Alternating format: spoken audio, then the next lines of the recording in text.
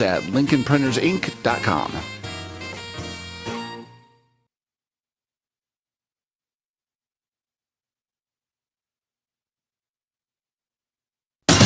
Your friend in Central Illinois. WHOW. Top of the morning. Thanks for being with us. I'm your host today, Seth Lawrence. The WHOW Morning Show streams to Facebook and YouTube. It's brought to you by Peterson Insurance, your Pekin Insurance agent in Clinton. My guest in this segment of the morning show is Mr. Dan Matthews. He is the DeWitt County Board Chair as we follow up the Thursday night DeWitt County Board Meeting. Good morning, Mr. Matthews. How are you, sir? Good morning. Doing well. Good to hear. Yeah, thanks for coming on and following up last night's meeting. I know kind of putting on a different hat for you here this morning. I know you're the school board president and your boys basketball team, a big game tonight. You going to head over to Stanford for the game at Olympia? I sure hope to get back. I'm in St. Louis today working, but I did go to the game the other night, and I tell you, the amount of Clinton people that showed up was amazing. That traveled to that game. I can't tell you how many hundreds of people were there, but it was a great atmosphere, and I'm sure tonight will even be more being Friday night. So pretty exciting. No doubt. They're going to have their hands full with Peoria Manual, and it's funny, our new farm broadcaster's a young college kid, and I was telling him there was a time where the high school basketball scene had just two classes, the small schools and the big schools per se, and there was a time Peoria Manual was at the top of that big class, let alone the 2A and the 4-class system. They were at the top of the 2-class system in the big school side of things. So that's a school with a lot of basketball history there. They've had some legends go through those halls and play on that floor. Yeah, they certainly have, and Clinton does. They got their hands full, but I mean, our kids just play so hard and are so disciplined. So I expect it to be a really good game. Should be a great atmosphere, absolutely, for sure. You talked about the atmosphere from Wednesday. Should be a good one again there tonight at Olympia. So best of luck to the Maroons in this one, no matter how it plays out. Another tremendous season for them, and it's got to be fun to just see your high school buzzing, the community buzzing around the sports programs there, Mr. Matthews. It is amazing that there's only a handful of things that really bring the community together, and the excitement and getting out to see people you haven't seen in a long time, and success in sports does that because everybody can relate to it. So it is exciting, and I hope tonight is definitely not their last game of the year. Well, let's dive into, Mr. Matthews, some county board things, and of course the DeWitt County has a new website. I think this went live a week or two ago. How about a new website, Mr. Matthews? What do you think? Well, it was well overdue, that's for sure. And really kudos go out to Pat Ryan. He has spent a lot of time not only changing the website over and pulling in resources to do that, but he's done a lot of research on other counties' websites to see what kind of information they're putting out there. We've kind of gone back and forth. You want to put as much information as you can. You want to get people engaged, but you also sometimes got to be careful that you don't get a lot of traffic that is going to the county that shouldn't go to the county, right? So we've built a lot of new information there. It's much easier to get around and find information than they had before. But most importantly, it's really easy for us to update it. Prior to this new system, we had to really almost programming, it took programming to change a page to update things. So it's very hard to do and time consuming. Now it's almost as easy as dragging and dropping from your computer over to the website.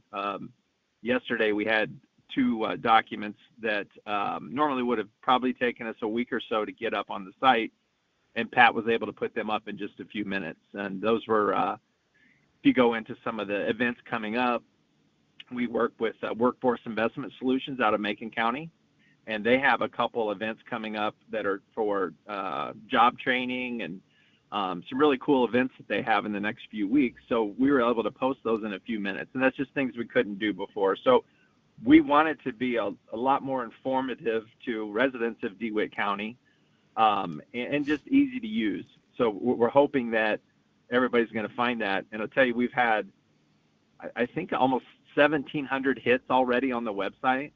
So it gets a lot of traffic, but we're actually now able to say, where are people going? Which department are they looking at? Things like that, so that we know what people are finding on the website, and now we can enhance that, or we can say, what can we do to improve this? And so it's just a lot more better communication, and should be a lot better for all the residents of DeWitt County to find information that they need from us. Sure. Mr. Matthews, what was, you talked about making things easier to access. What did you hear was most difficult to access that people wanted, maybe more streamlined? Do you mind speaking to that at all? Well, there really wasn't an opportunity for them to ask us questions, to send in questions and get responses.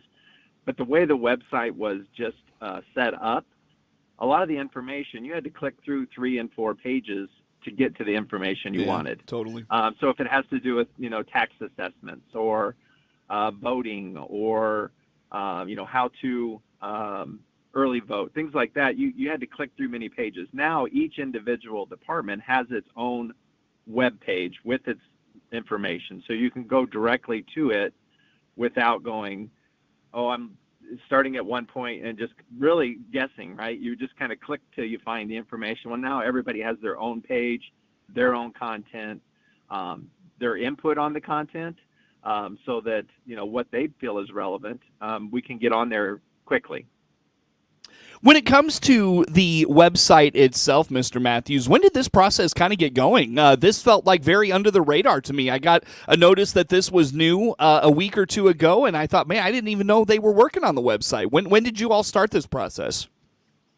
Well, we talked about it a couple of years ago when a couple other board members, so, prior to so almost 2 years ago, we kind of started saying we need to do this, right? We need to do it. Well, then the board kind of changed over in would have been December of 22. A couple of people that were interested in doing that didn't run for the board again. So Pat Ryan really picked it up pretty close to, right after that would have been December of 22 and started working on it. So it's been a year-long process really to first do the investigation, and then who's going to be responsible for it, who's going to manage it. So it was a long process to just get things right. But we still, it's a great start right now where it's at, but it's going to get a lot better. Yeah, for sure.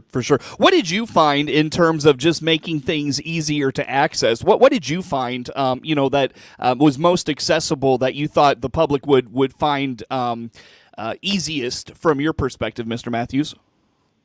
I think it's much easier now. If you want to know what's going on in our committees, if you want to know what's going on in the board meetings and finding the minutes, it's a lot easier for people to do that. So now I don't feel bad if I tell people, hey, go to the website.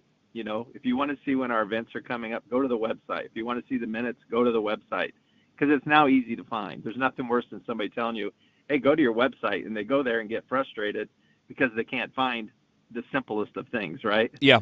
So that's our main goal is to make that easy. And I've been on there a few times, so I've probably maybe 50 of the 1,700 hits is me going on and trying to find things. But the website should be easy to use, because we don't want people to get frustrated, and we put all this work into it. We don't want them going there, well, it's the same, I can't find anything. That's not the case now. So we've had really good feedback, and hopefully people start checking it out more. Very good. Anything else about the new website, Mr. Matthews, of note from your perspective that you think is, again, more streamlined? I really like the look of it. Like the pictures that were picked out and taken are phenomenal. Just how about anything else that I missed in that conversation you want to put out there for us? No, I think we want to get input from around the county, especially events. I think we could do more with events on there, so that anything that may be coming up throughout the county, not just in Clinton, not just what the county board's doing, but what else is going on with other businesses. Like I said, job fairs, things like that. So we just hope to, get some input of people calling saying, hey, can we get this on the website? But we want it to be relevant, and we'll make sure that we don't put anything on there that's not relevant to everyone. not just individualized. It's not an advertising site. It's an information site. Is there an app or anything that comes with this site? You know, I should have mentioned that, because that's a great part of this website. It is mobile friendly now, so you can sign up to get email notifications from the website. You now can look at it on your phone. Yeah, you could look at it before, but if you've ever been on a website that isn't mobile friendly, you know, you're scrolling around on that screen trying to just find the login button or to find the update button. Now it is mobile friendly, and so those people who, you know, maybe don't have access to a PC or laptop, but have a phone in their hand all the time, it's much more user friendly, and so you can again subscribe and get updates directly, you know, to your mobile phone. That's fantastic. Are those customizable in terms of what updates you get, and, you know, maybe for a certain area of the community or anything of that nature? I would have to refer to Pat. I haven't dug into that. I actually just found out the mobile part of it yesterday from Pat when he and I were talking. So I'll find out. Maybe I can, next time we get together, get a little more information on that. Sure. Very good. Well, that's awesome. Good stuff. Good stuff. Very good, Mr. Matthews. Again, did I miss anything on the in the topic of the mobile app, or excuse me, the mobile app? What an idiot. Do you the new website? Anything you want to put out about that? No, I think you hit it. And the mobile app part of it is the best. Very good. Very good. That's what everybody uses. Yes, indeed. Yes, indeed. Well, Mr. Matthews, I'll tell you what. Let's take a break here. Dive into more from last night's DeWitt County Board Meeting with DeWitt County Board Chair Dan Matthews. More to come with him on the WHOW Morning Show.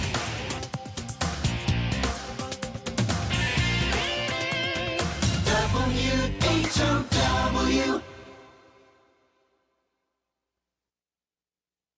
Let's check the opening numbers now at the Chicago Board of Trade on this Friday. Jim Taylor, RFD Radio Network. Corn starting the day slightly higher, beans slightly lower, and wheat in the green. March corn 407 1/4, up 1 1/4. May corn up 1 3/4, 420 1/4, and December new crop 454 3/4, up 1 1/2. March beans opening at 1144 1/4, down 3 1/2. May beans down 3 1/4, 1149 1/4, and November new crop 1136 3/4, up 1 3/4. March Chicago wheat starting the day at 588 1/4, up a nickel. May wheat up 3, 582 1/4, and July wheat up 3, 583. March bean meal 333.50, that's down $1.40. March bean oil 43.99, down 22 cents. That is a look at the opening numbers at the Chicago Board of Trade on this Friday morning. Jim Taylor on the RFD Radio Network. Take advantage of leap year. This is Scott Baum from Baum Chevrolet Buick here in Clinton. Yes, we have an extra day this month. So come see our inventory of Chevrolet Trailblazers, Blazers, and the all-new Chevy Trax. It's a sharp, redesigned 5-passenger and affordable front-wheel drive. We also have a larger 7-passenger Traverse and a good selection of Tahoes. Use your extra day wise. Shop us online to see all our inventory. BaumChevyBuick.com, right from the start. For the latest in Central Illinois agricultural news, visit IllinoisFarmRadio.com. Get updated information on markets, weather, ag news, local interviews with NAFB farm broadcaster Jared White, and much, much more. All at IllinoisFarmRadio.com. Connexus will provide local, reliable, affordable, and speed-of-light fiber internet to Clinton. Get on the install list now by clicking the Connexus icon at DeWittDailyNews.com. Fiber internet is coming to Clinton. Get on the install list now. Your friend in Central Illinois, WHOW. Top of the morning. Thanks again for being with us. I'm your host today, Seth Lawrence. The WHOW Morning Show streams to Facebook and YouTube, brought to you by Peterson Insurance, your Pekin Insurance agent in Clinton. Dan Matthews, DeWitt County Board Chair, is my guest on the phone here for this morning as we follow up the Thursday night DeWitt County Board meeting. Mr. Matthews, how long was the meeting last night? I told you earlier in the week I was at a kids concert at CES last night, so didn't get to make the meeting. How about the meeting? How long was it? We kind of had a short meeting last night. It's about 35, 40 minutes. We had a couple board members who also were attending that concert, so they were glad that we got done early and they were able to make it. So, but we did a few important things last night, even though it was a short meeting. So One of the things that we had out of Road and Bridge that Mr. Prestegard brought was the Revere Road project. So that bid went out, and it came back a little bit higher than we had anticipated. The bid came back around $4 million for that project to finish up Revere Road. We did approve it. It was about $600,000 more than the original estimate. However, we are responsible for only 20% of that. So yes, $120,000 is a lot of money, but it is a federal project, so they picked up the bulk of that. So we went ahead and moved forward with that, and we also approved the firm to oversee it for us as well, the engineering services that are required, which was another $200,000. So big project. As we know, everything these days is expensive, but we're looking forward to getting that section done. And I don't have the exact start date, but do anticipate it happening pretty quickly. Sure. When it comes to finishing that up, do we know exactly what needs to be done? What will that project entail? So, I always wish I would just pull Jamie or Mark Mathon in for a few minutes, but they're both. I tried to connect with them this morning. But we're going to, to finish the rest of the road all the way out to Route 10. Okay. I'll touch base with Mark and see what he has to say maybe in a week or two there. But very good. So looking forward to getting that finished up. And, that's a great opportunity, Mr. Matthews. You talked about the funding piece, the fact that the county's only on the hook for 20% of that. That's an opportunity you just can't pass up to fix a road like that. So it's so heavily utilized, and it was in such disrepair. To be able to do that is a great opportunity. You just can't pass it up. Exactly, and like I said, it is a lot of money, but that amount of money is it was just, we need to move forward. If we rebid it, who knows? We may have been paying more on a rebid. We only had one person bid the project, so we thought it was best to go ahead and move forward and get it moving. Well, Mr. Matthews, anything else of note from last night's meeting that what you want to talk about, that you want to highlight for the community, for the listeners? Well, I think one thing we've been talking about for a long time is the marina. And it's, when you have a day like that we've had here recently, it's sunny, it's warm. I know people are out fishing, starting to hit the lake and stuff. People are wondering, what's going to happen with the marina. So just a quick update. We received RFPs last week. We had 7 bids for the marina. We have some really outstanding bids. And when I mean outstanding bids, is people with a lot of experience running marinas. The projects that they are committing to build out there, if they're the winning bid, potentially camping, a brand new building with a lot more services for boaters, mechanical services, gel coating services, potentially selling of boats, and a lot more accessories for boating. So we're really excited about the bids that we received, and we're meeting again next week to go over those, and we hope to have a good agreement in place and have the marina under a new ownership, within 2 months, really. So the board still has to vote and decide that as a full board that that's what they want to do. But I think from what we've seen out of the committee is very excited about what we saw so far in the bids and the people we've talked to. So I don't think we could have got a better result than what we have to date. What will be the process moving forward to whittle those down and decide, the decision of who's the best fit? Like, what's that process going to look like? Will that all happen at the committee level? Will the full board take that on at some level? How about that? So we've shared out all of the bids with the full board that came in. So everyone has had, a full week now to look at those. The committee next week will then try to whittle those down to what we think are either the top candidate or the top couple of candidates.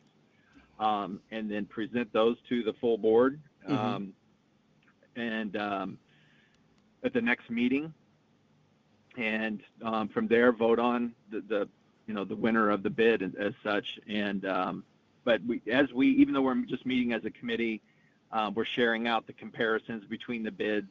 Dee Dee then shares that out to the full board. We can't, we all in public meetings. So next Tuesday will be a public meeting. So anyone that wants to come and hear the question and answer period with the bidders are welcome to do that. But we want to move it quickly too, because boating season's coming around and people are anxious to get out there. They want to see, there's rumors, hey, the marina's closed right now. The marina's not closed. It's wide open. The ramp's open. There's guys out there putting their boats in and fishing today. It won't be long. People will be putting their boats in slips. People are already renewing their slips. So things are moving on as normal.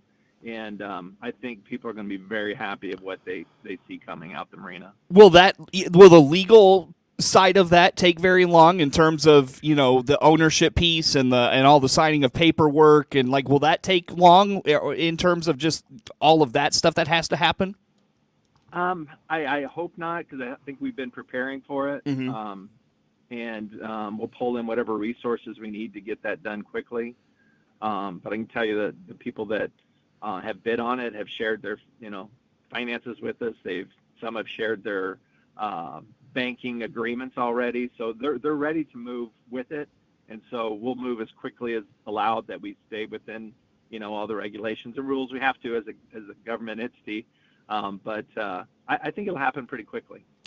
Again, Mr. Matthews, just one more time, the timeline of events for you as it pertains to what's next, and when you hope to have this wrapped up. I hope that we take a final vote on both selling the marina and who we're going to sell the marina to in our March full board meeting. So I think that's around March 21st. Oh, wow. So next month we'll have a decision then. I believe we can, yes. Yeah, good deal. Very good. Dan Matthews, DeWitt County Board Chair, my guest on the phone today. We follow up the Thursday night DeWitt County Board meeting. Did I miss anything on that, Mr. Matthews, you want to put out there for us?